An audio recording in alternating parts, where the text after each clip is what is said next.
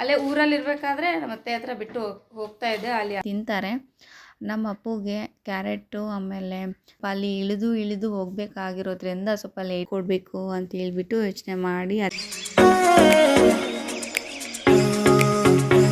Hi friends, welcome back to my new blog. Friends, ಎಲ್ಲರೂ ಹೇಗಿದ್ದೀರಾ? Super ಆಗಿದ್ದೀರಾ? ನಾನು ಕೂಡ ತುಂಬಾ ಚೆನ್ನಾಗಿದ್ದೀನಿ.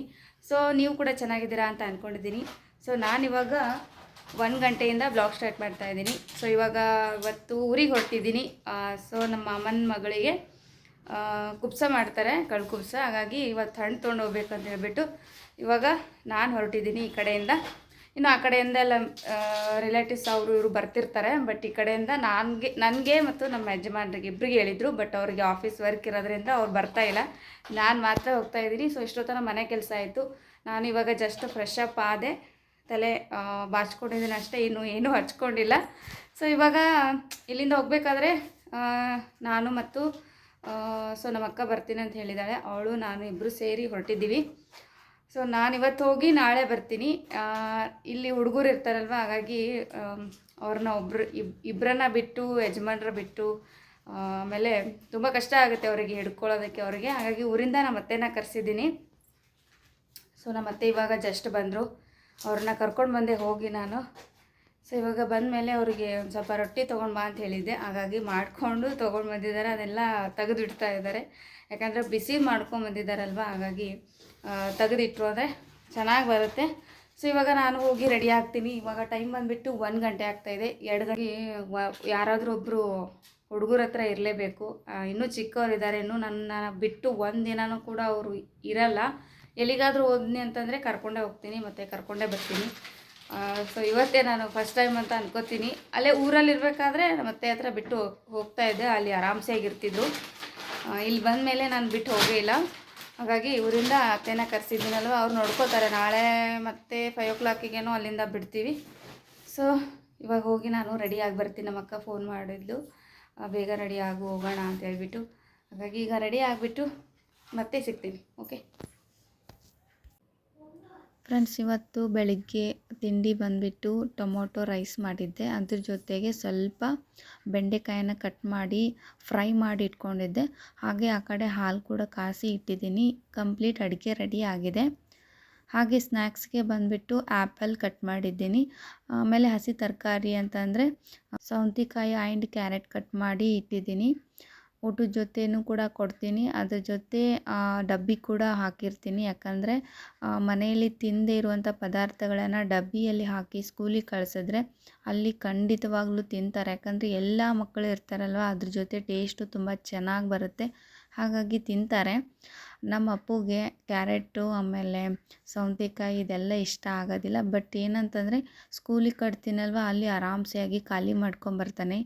ಏನು ಮಾಡ್ತಾನೋ ಗೊತ್ತಿಲ್ಲ, ಅವನೇ ತಿಂತಾನೋ ಅಥವಾ ಫ್ರೆಂಡ್ಸಿಗೆಲ್ರಿಗೂ ಕೊಡ್ತಾನೋ, ಒಟ್ಟಿನಲ್ಲಿ ಖಾಲಿ ಮಾಡ್ಕೊಂಬರ್ತಾನೋ ಅಷ್ಟೇ. ಹಾಗೆ ಇವತ್ತು ರೈಸ್ ಮಾತ್ರನೇ ಕಟ್ಟಿದ್ದೀನಿ. ಲಂಚು ಮತ್ತು ಡಿನ್ನರ್ ಎರಡಿಗೂ ಆಗಬೇಕು ಅಂತ ಹೇಳ್ಬಿಟ್ಟು ಕಟ್ಟಿದ್ದೀನಿ. ಯಾಕಂದರೆ ಚಪಾತಿ ಅವರಿಗೆ ಇಷ್ಟ ಆಗಲಿಲ್ಲ ಇವತ್ತು. ರೈಸ್ ಅದರಲ್ಲೂ ಟೊಮೊಟೊ ರೈಸ್ ಅಂದರೆ ತುಂಬ ಇಷ್ಟಪಟ್ಟು ತಿಂತಾರೆ, ಹಾಗಾಗಿ ರೆಡಿ ಮಾಡಿದ್ದೀನಿ. ಈ ಕಡೆ ಹಾಗೆ 2 ಕಪ್ ಹಾಲು ಕೂಡ ಕಾಸಿ ಇಬ್ಬರಿಗೆ ಕೊಟ್ಬಿಡ್ತೀನಿ. ಬೆಳಗ್ಗೆ ಚೆನ್ನಾಗಿ ಊಟ ಮುಗಿಸ್ಕೊಂಡು ಅದಾದಮೇಲೆ ಹಾಲು ಕುಡಿದು ಸ್ಕೂಲಿಗೆ ಹೋಗ್ತಾರೆ. ಅವ್ರದ್ದು ಊಟ ಆಗ್ತಾಯಿದೆ, ಅದ್ರ ಜೊತೆಗೆ ಅವ್ರ ಪಪ್ಪ ಕೂಡ ಕೂತು ಊಟ ಮಾಡ್ತಾ ಇದ್ದಾರೆ. ಯಾಕಂದರೆ ಮಕ್ಕಳ ಜೊತೆ ಅವಾಗವಾಗ ಟೈಮ್ ಸ್ಪೆಂಡ್ ಮಾಡ್ತಾರೆ ಈ ಥರ ಬೆಳಿಗ್ಗೆ. ಹಾಗೆ ಅವಳನ್ನು ರೆಡಿ ಮಾಡ್ತಾಯಿದ್ದೀನಿ. ಊಟ ಎಲ್ಲ ಮುಗಿಸ್ಕೊಂಡು ಇನ್ನು ತಲೆ ಬಾಚಬೇಕು ಅಂತ ಹೇಳ್ಬಿಟ್ಟು ಅವಳನ್ನು ಹಿಡ್ಕೊಂಡಿದ್ದೀನಿ. ಅವಳು ತಲೆ ಇವತ್ತು ಬಾಚ್ಕೊಳ್ಳೋದಕ್ಕೆ ಒಪ್ತಾ ಇರಲಿಲ್ಲ. ಹಾಗಾಗಿ ಮಕ್ಕಳಿಗೆ ಕಣ್ಣಿಗೆಲ್ಲ ಕೂದಲ ಬಂದುಬಿಡುತ್ತೆ ಅಂತ ಹೇಳ್ಬಿಟ್ಟು ನಾನು ಅವಳನ್ನು 2 ಜಡೆ ಹಾಕಿ ಕಳಿಸ್ತೀನಿ. ಫ್ರೆಂಡ್ಸ್, ಇನ್ನು ಮಕ್ಕಳನ್ನ ಸ್ಕೂಲಿಗೆ ಕಳಿಸಿ ನಾನು ಕೂಡ ರೆಡಿ ಆಗಿ ಇನ್ನು ಊರಿಗೆ ಹೊರಟಿದ್ದೀವಿ. ಅಷ್ಟೊತ್ತಿಗೆ ಅಕ್ಕ ಕೂಡ ಕಾಲ್ ಮಾಡಿದ್ಲು, ಲೇಟ್ ಆಗುತ್ತೆ ಜಲ್ದಿ ಬಾ ಅಂತ ಹೇಳಿಬಿಟ್ಟು. ಹಾಗಾಗಿ ಇನ್ನು ನಾವು ಊರಿಗೆ ಹೋಗಬೇಕು ಅಂದರೆ 2 hours ಏನೋ ಬೇಕಾಗುತ್ತೆ. ಅದರಲ್ಲೂ ಸ್ವಲ್ಪ ಡೈರೆಕ್ಟ್ ಬಸ್ ಸಿಕ್ತು ಅಂದರೆ ಓಕೆ. ನಾವು ಸ್ವಲ್ಪ ಅಲ್ಲಿ ಇಳಿದು ಹೋಗಬೇಕಾಗಿರೋದ್ರಿಂದ ಸ್ವಲ್ಪ ಲೇಟೇ ಆಗ್ಬೋದು ಮೋಸ್ಟ್ಲಿ. ಈಗ ಟೈಮು ಎಷ್ಟಾಗಿದೆ ಅಂತಂದರೆ 3 o'clock ಮೇಲೆ ಆಗಿತ್ತು. ಸೊ ಅಲ್ಲಿಂದ ಇಳಿದು ಆಮೇಲೆ ಸೊನ್ ಕ್ರಾಸಿಗೆ ಇಳಿದ್ಬಿಟ್ಟು ಟಮ್ಟಮಿಗೆ ಹೊರಟಿದ್ದೀವಿ. ಟಮ್ಟಮಿಗೆ ಹೋಗಬೇಕಾದ್ರೆ ತುಂಬ ಥ್ರಿಲ್ಲಿಂಗ್ ಆಗಿರುತ್ತೆ. ಬಿಕಾಸ್ ಒಂಥರ ತುಂಬ ಖುಷಿ ನನಗೆ ಟಮ್ಟಮಿಗೆ ಹೋಗೋದು, ಈ ಥರ ಎತ್ತಿನ ಗಾಡಿಯಲ್ಲಿ ಹೋಗೋದು ಅಂದರೆ ತುಂಬ ಇಷ್ಟ. ಅದರಲ್ಲೂ ಈ ಥರ ಮುಖ ನೋಡಿಕೊಂಡು ಮಾತಾಡ್ಕೊಂಡು ಹೋಗ್ತೀವಲ್ವ, ಎಷ್ಟು ಜರ್ನಿ ಮಾಡಿದ್ರೂ ಕೂಡ ಏನಾಗುತ್ತಂದರೆ ಜರ್ನಿ ಮಾಡಿದಾಗೆ ಅನ್ಸೋದೇ ಇಲ್ಲ, ಟಯರ್ಡ್ ಕೂಡ ಆಗೋದಿಲ್ಲ.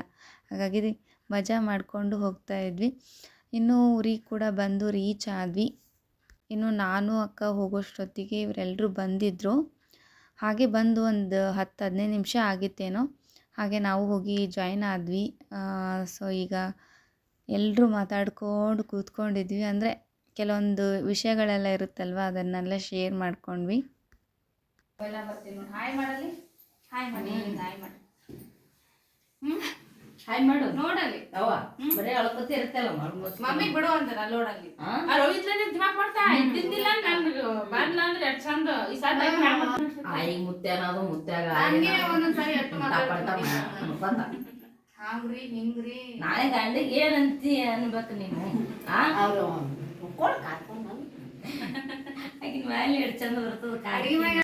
ಫ್ರೆಂಡ್ಸ್ ಇನ್ನು ಹೋದ್ಮೇಲೆ ಟೀ ಮಾಡಿಕೊಟ್ರು, ಸಖತ್ತಾಗಿ ಟೀ ಆಯಿತು. ಅದಾದಮೇಲೆ ಸ್ವಲ್ಪ ಹೊತ್ತು ರೆಸ್ಟ್ ಮಾಡಿದ್ವಿ. ಇವಾಗ ಟೈಮ್ ಬಂದುಬಿಟ್ಟು 6 o'clock ಆಗ್ತಾಯಿದೆ. 6 o'clockಗೆ ನಾವು ಕೊಡೋದಕ್ಕೆ ಸ್ಟಾರ್ಟ್ ಮಾಡಿದ್ರೆ ಒಂದು 2 hours ಆದರೂ ಬೇಕೇ ಬೇಕಾಗುತ್ತೆ. ಅದರಲ್ಲೂ ಎಲ್ಲ ಮನೆಗಳು ಸ್ವಲ್ಪ ದೂರ ಇರೋದ್ರಿಂದ ಎಲ್ಲ ಕಡೆಗೆ ಕೊಡಲೇಬೇಕು. ಒಂದು ಮನೆಗೆ ಬಿಟ್ಟು ಮತ್ತೊಂದು ಮನೆಗೆ ಕೊಡೋಕ್ಕಾಗಲ್ಲ. ಸೊ ಕಂಪ್ಲೀಟಾಗಿ ಎಲ್ಲ ಮನೆಗಳಿಗೂ ಕೂಡ ಕೊಡಬೇಕು. ಅದರಲ್ಲಿ ಊರಲ್ಲಿ ಪುರಾಣ ಬೇರೆ ಇತ್ತಲ್ವ, ಹಾಗಾಗಿ ಅಲ್ಲಿಗೆ ಹೋಗೋಣ, ಬೇಗ ಫಿನಿಷ್ ಮಾಡಿಕೊಂಡು ಅಂತ ಹೇಳ್ಬಿಟ್ಟು ಅಂದ್ಕೊಂಡಿದ್ವಿ. ನೋಡೋಣ ಎಷ್ಟು ಸಾಧ್ಯ ಆಗುತ್ತೋ ಅಷ್ಟು ಬೇಗ ಮುಗಿಸ್ಕೊಂಡು ಹೋಗೋಣ ಅಂತ ಪ್ಲ್ಯಾನ್ ಮಾಡ್ಕೊಂಡಿದ್ವಿ. ಹಾಗೆಯೇ ಫಸ್ಟ್ ಹಣ್ಣುಗಳು ಬಂದುಬಿಟ್ಟು ಒಂದು 5 ಥರ ಹಣ್ಣು ತೊಗೊಂಡು ಬಂದಿರ್ತೀವಿ ನಾವು. ಅದನ್ನು ಫಸ್ಟಿಗೆ ತವ್ರ ಮನೆಯಲ್ಲಿ ಇಳಿಸಿ ಅಲ್ಲಿಂದ ಒಂದಷ್ಟು ಹಣ್ಣುಗಳನ್ನು ತೆಗೆದು ದೇವ್ರ ಮುಂದೆ ಇಟ್ಟು ಪೂಜೆ ಮಾಡಿ, ಅದಾದಮೇಲೆ ಗಂಡನ ಮನೆಗೆ ಕಳಿಸ್ತಾರೆ. ಹಣ್ಣುಗಳು ತೊಗೊಂಡು ನಾನು ಮತ್ತು ನಮ್ಮ ಯಜಮಾನ್ರನ್ನ ಕಳಿಸಿದ್ರು. ಜೊತೆಗೆ ಹಣ್ಣುಗಳನ್ನು ನಾವೇ ಹಂಚಬೇಕು ಅಂತ ಹೇಳ್ಬಿಟ್ಟು ಬಂದಿದ್ವಿ. ಇನ್ನು ಗಂಡನ ಮನೆಗೆ ಬಂದಮೇಲೆ ಎಲ್ಲ ಹಣ್ಣುಗಳನ್ನು ತೆಗೆದು ಫಸ್ಟಿಗೆ ಇಲ್ಲಿ ಕೂಡ ಒಂದಿಷ್ಟು ಪೂಜೆ ಮಾಡಿ, ಅದಾದಮೇಲೆ ಅಲ್ಲಿ ಊರಲ್ಲಿರುವಂಥ ಐಗಳಿಗೆಲ್ಲ ಮನೆಗಳಿಗೂ ಒಂದೊಂದೊಂದು ಹಣ್ಣುಗಳನ್ನು ಇಟ್ಟು ಕೊಡ್ತಾರೆ. ಅದಾದಮೇಲೆ ಸ್ಟಾರ್ಟ್ ಮಾಡ್ತಾರೆ ಕಂಪ್ಲೀಟಾಗಿ ಎಲ್ಲ ಊರಲ್ಲಿ ಎಷ್ಟು ಜನ ಇದ್ದಾರೆ, ಆಮೇಲೆ ಯಾರ್ಯಾರಿಗೆ ಕೊಡಬೇಕು, ಹೇಗೆ ಕೊಡಬೇಕು ಅಂತ ಹೇಳ್ಬಿಟ್ಟು ಯೋಚನೆ ಮಾಡಿ ಅದಾದಮೇಲೆ ಸ್ಟಾರ್ಟ್ ಮಾಡ್ಕೊಳ್ತಾರೆ.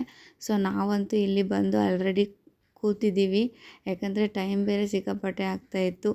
6:30 ಏನೋ ಆಗ್ತಾ ಬರ್ತಾಯಿತ್ತು, ಯಾಕಂದರೆ ಬೇಗ ಫಿನಿಷ್ ಮಾಡಬೇಕು ಅಂತ ಹೇಳ್ಬಿಟ್ಟು ಅಂದ್ಕೊಂಡಿದ್ದೀವಿ. ಹಾಗೆ ಈ ಕಡೆ ಅಡುಗೆ ಮನೆಯಲ್ಲಿ ಕೂಡ ನಮ್ಮ ಅಕ್ಕ ಅಡುಗೆ ಮಾಡ್ತಾಯಿದ್ರು. ಇನ್ನೊಂದಂತಂದರೆ ಆ ಐಗಳ ಮನೆಗೆ ಕೊಟ್ಟು ಅದಾದಮೇಲೆ ಎಲ್ರಿಗೂ ಕೂಡ ಹಣ್ಣುಗಳನ್ನು ಕೊಡಬೇಕು. ಹಾಗೆ ಇವಳು ನಮ್ಮ ಅಮ್ಮನ ಮಗಳು. ನನ್ನ ಕೆಲವೊಂದು ವೀಡಿಯೋಸ್ಗಳೆಲ್ಲ ಇವಳೇ ಕ್ಯಾಪ್ಚರ್ ಮಾಡೋದು, ಚೆನ್ನಾಗಿ ಮಾಡ್ತಾಳೆ. ಹಾಗಾಗಿ ಇವಳ ಹತ್ರನೇ ಕೊಟ್ಟಿರ್ತೀನಿ. ಚೆನ್ನಾಗಿ ಮಾಡ್ತಾಳೆ ಕ್ಯಾಪ್ಚರ್. ನಾನೇನು ಹೇಳೋದೇ ಇಲ್ಲ, ಅವಳಿಗೆಲ್ಲ ಗೊತ್ತು ನಾನು ಹೇಗೆ ಮಾಡಬೇಕು ಹೇಗಿಲ್ಲ ಅಂತೇಳ್ಬಿಟ್ಟು ಅದನ್ನು ನೀಟಾಗಿ ನೋಡಿಕೊಂಡು ವೀಡಿಯೋಸನ್ನು ಮಾಡ್ತಾಳೆ. ಹಾಗೆ ವಿಡಿಯೋದಲ್ಲಿ ಬರೋದಕ್ಕೆ ಸ್ವಲ್ಪ ಅವಳಿಗೆ ಮುಜ್ಜಿಕರ ಅಷ್ಟೇ. ಹಾಗೆ ಇವಾಗ ಟೈಮ್ ಕೂಡ 7 o'clock. ಯಾಕೆ ಟೈಮ್ ಹೇಳ್ತಾ ಇದ್ದೀನಿ ಅಂತಂದರೆ, ಎಷ್ಟು ಗಂಟೆಗೆ ನಾವು ಕೆಲಸನ ಸ್ಟಾರ್ಟ್ ಮಾಡ್ಕೊಂಡಿದ್ದೀವಿ, ಯಾರ್ಯಾರೆಲ್ಲ ಇದ್ದೀವಿ ಅನ್ನೋದನ್ನು ತೋರಿಸೋದಕ್ಕೋಸ್ಕರ. ಸೊ ಕಂಪ್ಲೀಟಾಗಿ ಎಲ್ಲ ಹಣ್ಣುಗಳನ್ನು ಕಟ್ ಮಾಡುವಂಥದ್ದು ಕಟ್ ಮಾಡ್ತೀವಿ. ಇನ್ನು ಆರೆಂಜ್ ಅದೆಲ್ಲ ಸಿಪ್ಪೆ ಸುಲಿದು ಒಳಗಡೆ ಪಾರ್ಟ್ಸ್ಗಳೆಲ್ಲ ಬಿಡಿ ಮಾಡ್ತೀವಿ. ಸೊ ಆ್ಯಪಲ್ ಕೂಡ ಕಟ್ ಮಾಡ್ತೀವಿ. ಬಾಳೆಹಣ್ಣು ಮಾತ್ರ ಕಟ್ ಮಾಡಲ್ಲ, 1 ಪೀಸ್ ಅಷ್ಟೇ ಇಡ್ತೀವಿ. ಯಾಕಂದರೆ ಇದ್ರ ಜೊತೆಗೆ ಮೇನ್ ಇಂಪಾರ್ಟೆಂಟ್ ಅಂದರೆ ಕುದಿಸಿದ ಕಡುಬು ಇರುತ್ತಲ್ಲ, ಅದನ್ನು ಕೂಡ ಆ್ಯಡ್ ಮಾಡ್ತೀವಿ. ಟೋಟಲಿ ಎಲ್ಲ ಬಂದುಬಿಟ್ಟು ಒಂದು 5 ಆಗಿರುತ್ತೆ. ಪ್ರತಿ ಮನೆಗೂ ಕೂಡ 5 ಪೀಸಸ್ ಫ್ರೂಟ್ಸ್ಗಳನ್ನು ಕೊಟ್ಟು ಬರ್ತಾರೆ. ಇದು ಕಳ್ಳು ಕುಬ್ಸದ ಫಸ್ಟ್ ಸ್ಟೇಜ್ ಅಂತ ಹೇಳ್ಬೋದು. ಇದನ್ನು ಫಸ್ಟ್ ಸ್ಟೇಜ್ ಅಂದರೆ ನೈಟು ಮುಗಿಸ್ಕೊಂಡು ಮಾರನೇ ದಿನ ಕುಬ್ಸನ ಮಾಡ್ತೀವಿ. ಹಾಗಾಗಿ ಎಲ್ಲರೂ ಕೂತ್ಕೊಂಡು ಈ ಥರ ಕಟ್ ಮಾಡೋದು ಅಂದರೆ ನನಗೆ ತುಂಬಾ ಇಷ್ಟ. ಯಾಕಂದರೆ ಎಲ್ಲರೂ ಒಟ್ಟಿಗೆ ಸೇರಿರ್ತೀವಲ್ಲ, ತುಂಬ ಚೆನ್ನಾಗಿ ಮಾತಾಡಿಕೊಂಡು ಎಂಜಾಯ್ ಮಾಡ್ತಾ, ಆಮೇಲೆ ಕೆಲವೊಂದು ವಿಷಯಗಳನ್ನೆಲ್ಲ ಶೇರ್ ಮಾಡಿಕೊಂಡು ನಗ್ತಾ ತುಂಬ ಇಷ್ಟ ನನಗೆ. ಅದರಲ್ಲಿ ಈ ಥರ ಪುಟ್ಟ ಮಕ್ಕಳೆಲ್ಲ ಬಂದು ನನಗೆ ಅದು ಕೊಡು, ನನಗೆ ಇದು ಕೊಡು ಅಂತೇಳಿ ಕೇಳ್ತಾ ಇರ್ತಾರಲ್ವ, ಅದು ಕೂಡ ತುಂಬ ಚೆನ್ನಾಗಿ ಅನಿಸುತ್ತೆ ನನಗೆ. ಸೊ ಹಾಗಾಗಿ ಈ ಥರದ್ದು ಸಿಚುವೇಶನ್ಗಳೆಲ್ಲ ತುಂಬ ಎಂಜಾಯ್ ಮಾಡ್ತೀನಿ ನಾನಂತೂ. ಇಲ್ಲಿ ನೋಡ್ತಾ ಇದ್ದೀರಲ್ವ, ನಾಳೆ ಇವಳದೇ ಕುಬ್ಸ ಇರೋದು. ಹಾಗಾಗಿ ತುಂಬ ಕೆಲಸಗಳಿರುತ್ತೆ, ತುಂಬ ಎಲ್ರಿಗೂ ಕೂಡ ಬ್ಯುಸಿ ಆಗಿರ್ತಾರೆ. ಕೆಲವೊಂದು ಸಾರಿ ಆಜು ಬಾಜು ಮನೆಯವ್ರು ಕೂಡ ಬಂದು ಹೆಲ್ಪ್ ಮಾಡ್ತಾರೆ. ಹಾಗಾಗಿ ಸೊ ಇಷ್ಟು ಹಣ್ಣುಗಳನ್ನು ಕಟ್ ಮಾಡಿ ಇಡೀ ಅರ್ಧ ಊರಿಗೆ ಹಂಚೋದು ಅಂದರೆ ಸಾಮಾನ್ಯ ಅಲ್ಲ. ಸ್ವಲ್ಪ ಎಲ್ಲ ಮನೆಗಳು ಕೂಡ ನೋಡಿಕೊಂಡು ನಾವು ಹಂಚಬೇಕಾಗತ್ತೆ. ಯಾವ ಮನೆಯೂ ಕೂಡ ಬಿಡೋ ಹಾಗೆ ಇಲ್ಲ. ಸೊ ನೋಡ್ಕೊಂಬನ್ನಿ ವಿಡಿಯೋ, ಹೇಗೆಲ್ಲ ಮಾತಾಡಿದ್ದೀವಿ, ಹೇಗೆಲ್ಲ ಎಂಜಾಯ್ ಮಾಡಿದ್ದೀವಿ ಅನ್ನೋದನ್ನು ನೋಡಿ ಎಂಜಾಯ್ ಮಾಡಿ ನೀವು ಕೂಡ. ಫ್ರೆಂಡ್ಸ್, ಇಷ್ಟೊತ್ತನ ಎಲ್ಲರೂ ಸೇರಿ ಎಲ್ಲ ಹಣ್ಣು ಕಟ್ ಮಾಡಿ ಎಲ್ಲ ಮನೆಗೂ ಹಂಚಿದ್ವಿ. ಈಗ ನಾವು ಒಂದು ವಿಡಿಯೋ ಮಾಡ್ತಾ ಇದ್ದೀವಿ. ಮೊದಲೇ ತಿನ್ನೋದಕ್ಕೆ ಸ್ಟಾರ್ಟ್ ಮಾಡಿದ್ದು ಅದು ಬಿಡಿಸಿ ನಾವು ಈಗ ಅದೊಂದು ವಿಡಿಯೋಗೋಸ್ಕರ ನಾವು ಪ್ರಿಪೇರ್ ಮಾಡ್ತಾ ಇದ್ದೀವಿ.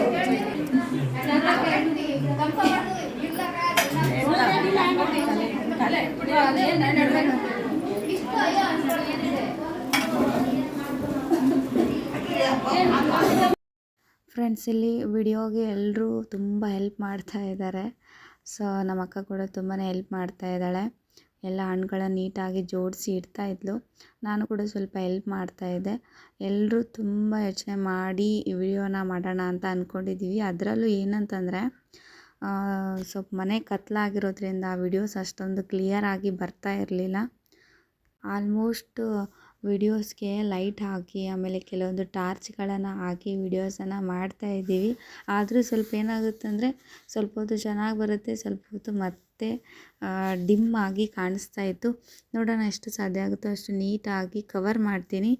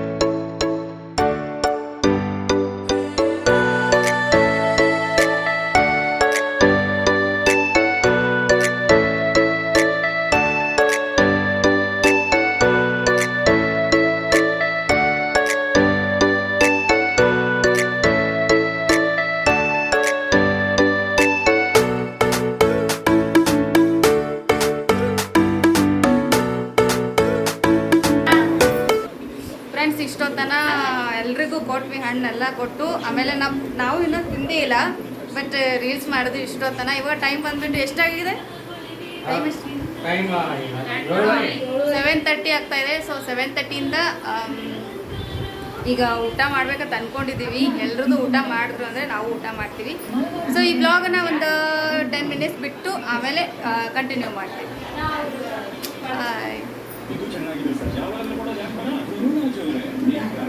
ಆಗಲಿ ಬೇಡ ಬೇಡ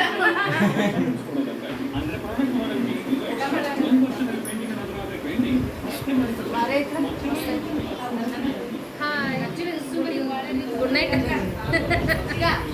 ನೋಡಿ ಫ್ರೆಂಡ್ಸ್ ಹೆಂಗ್ ಮಾಡ್ತಿದ್ದಾರೆ ಹಳ್ಳಿ ಕಡೆ ಎಲ್ಲ. ಈ ಥರ ಸಂಪ್ರದಾಯ ಜಾಸ್ತಿ ಜನಕ್ಕೆ ಸಿಗಲ್ಲ. ಒಂಥರ ಏನೋ ಖುಷಿ ಕೊಡುತ್ತೆ ಗೊತ್ತಾ. ಇದು ನಮ್ಮ ಲ್ಯಾಂಗ್ವೇಜ್ ಆಗ ಹಾಗೆ ಹಂಗಂದ್ರೆ ಇದು ಫ್ರೆಂಡ್ಸ್, ಇವಾಗ ಟೈಮ್ ಅಂತೂ ಸಿಕ್ಕಾಪಟ್ಟೆ ಆಗಿಬಿಟ್ಟಿದೆ. ಸೊ ಇವಾಗ ನಾನು ಹೋಗಿ ಊಟ ಮುಗಿಸ್ಕೋತೀನಿ. ಯಾಕಂದರೆ ಇನ್ನೊಂದು ಸ್ವಲ್ಪ ಹೊತ್ತು ಬಿಟ್ಟರೆ ಊಟನೂ ಹೋಗಲ್ಲ, ನಿದ್ದೆ ಬಂದುಬಿಡುತ್ತೆ. ನಾಳೆ ಬೆಳಿಗ್ಗೆ ಬೇಗ ಹೇಳ್ಬೇಕಲ್ವ, ಹಾಗಾಗಿ ಸೊ ಇವಾಗ ಊಟ ಮುಗಿಸ್ಕೊಂಡು ಅದಾದಮೇಲೆ ಬ್ಲಾಗ್ ಕಂಟಿನ್ಯೂ ಮಾಡ್ತೀನಿ. ಫ್ರೆಂಡ್ಸ್, ಇಷ್ಟೊತ್ತನ ಊಟ ಆಯಿತು. ಊಟ ಆದಮೇಲೆ ಸ್ವಲ್ಪ ಹೊತ್ತು ರೆಸ್ಟ್ ಮಾಡಿದ್ವಿ. ಅಂದರೆ ಊಟ ಚೆನ್ನಾಗಾಯ್ತು, ಸಖತ್ತಾಯಿತು. ಏನೋ ಬೆಳಿಗ್ಗೆ ನಾಷ್ಟ ಮಾಡಿರೋರು ನಾನು. ಆಮೇಲೆ ಬರುವಾಗ ಏನೋ ತಿನ್ಬೇಕಂತ ಅನಿಸ್ತದೆ. ಒಂದು ಸರಿ ಏನಾಗುತ್ತೆ ಅಂದರೆ ಹೊರಗಡೆ ತಿನ್ನೋದು ತುಂಬ ಹಿಂಸೆ ಆಗುತ್ತೆ, ಅದಕ್ಕೋಸ್ಕರ ನಾನು ತಿನ್ನೋದಿಲ್ಲ. ಸೊ ಇವಾಗ ಬಂದ ಮೇಲೆ ಎಲ್ಲ ಹಣ್ಣುಗಳನ್ನು ಕಟ್ ಮಾಡಿ ಎಲ್ಲ ಏರಿಯಾದವರಿಗೆ ಆಮೇಲೆ ನಮ್ಗೆ ಬೇಕಾದವ್ರಿಗೆ ಎಲ್ಲ ಕಡೆ ಕೊಟ್ವಿ. ಸೊ ಹಾಗಾಗಿ ಇಷ್ಟೊತ್ತನ ಕೆಲಸ ಮಾಡಿದ್ವಿ. ಆಮೇಲೆ ಊಟ ಮಾಡಿದ್ವಿ, ಆಮೇಲೆ ಹರಟೆ ಹೊಡೆದ್ವಿ. ಭಾಳ ದಿನ ಮೇಲೆ ಸಿಕ್ಕಿದ್ವಿ ಅಷ್ಟು ಜನ. ಹಾಗಾಗಿ ಸೊ ಇವಾಗ ಸ್ವಲ್ಪ ಹೊತ್ತು ಮಾತಾಡ್ಕೊಂಡು ಕೂತ್ಕೊಂಡು ಆಮೇಲೆ ಇನ್ನೊಂದು ಏನಂತಂದರೆ ಎಲ್ಲರೂ ಮಾತಾಡ್ಕೊಂಡು ಇನ್ನೇನು ಟೈಮ್ ಬೇರೆ 9 o'clock ಆಗ್ತಾ ಬರ್ತಾಯಿದೆ. ಸೊ ಇವಾಗ ಊಟ ಮುಗಿಸ್ಕೊಂಡಲ್ವ, ಹಾಗಾಗಿ ಮಲ್ಕೋಬೇಕು ಅಂತ ಅಂದ್ಕೊಂಡಿದ್ದೀವಿ. ನೋಡೋಣ, ಈಗ ಎಲ್ಲರೂ ಸೇರಿದ್ವಿ ಅಂತಂದರೆ ನಾವು ಮಲ್ಕೊಳ್ಳೋದೇ ಇಲ್ಲ. ರಾತ್ರಿ ಬೆಳಗಾನ ಮಾತಾಡ್ತಾ ಇರ್ತೀವಿ, ಅದಕ್ಕೆ ಲಿಮಿಟೇಷನ್ನೇ ಇಲ್ಲ. ಹಾಗಾಗಿ ನಾನು ಸ್ವಲ್ಪ ಕಡಿಮೆ ಮಾತಾಡ್ತೀನಿ, ಉಳ್ಕಿದವರೆಲ್ಲ ತುಂಬ ಜಾಸ್ತಿನೇ ಮಾತಾಡ್ತಾರೆ. ಹಾಗಾಗಿ ಈಗ ಇತ್ತೀಚೆಗೆ ಹೆಂಗಾಗ್ಬಿಟ್ಟಿದೆ ಅಂತಂದರೆ ಅವ್ರ ಜೊತೆ ಸೇರಿ ನಾನು ಮಾತಾಡೋದು ಕಲ್ತ್ಬಿಟ್ಟಿದ್ದೀನಿ. ಅದು ಹೆಂಗೆ ನನಗೆ ಗೊತ್ತಿಲ್ಲ. ಈ ಥರ ಬದಲಾವಣೆ ನಾನು ಆಗ್ತೀನಿ ಅಂತ ಹೇಳ್ಬಿಟ್ಟು ಬಿಲ್ಕುಲ್ ಅಂದ್ಕೊಂಡೇ ಇಲ್ಲ. ಸೊ ನೋಡೋಣ, ಮಲ್ಕೊಂಡ್ವಿ ಅಂತಂದರೆ ಜಲ್ದಿ ಮಲ್ಕೋಬೇಕು. ಯಾಕಂದರೆ ನಾಳೆ ಕೂಡ ಒಂದು ಚಿಕ್ಕ ಫಂಕ್ಷನ್ ಇದೆ. ಸೊ ಅದು ಬೇಗ ಆಗಬೇಕು ಅಂದರೆ ಇವತ್ತು ನೈಟ್ ಬೇಗ ಮಲ್ಕೋಬೇಕು. ಆಮೇಲೆ ಮಾರ್ನಿಂಗ್ ಎದ್ದು ಕೆಲಸ ಮಾಡೋರು ಮಾಡ್ತಿರ್ತಾರೆ. ಹಾಗಾಗಿ ಸೊ ನಾನು ಈ ವಿಡಿಯೋನ ಇಲ್ಲಿಗೆ ಎಂಡ್ ಮಾಡಬೇಕು ಅಂತ ಅಂದ್ಕೊಂಡಿದ್ದೀನಿ.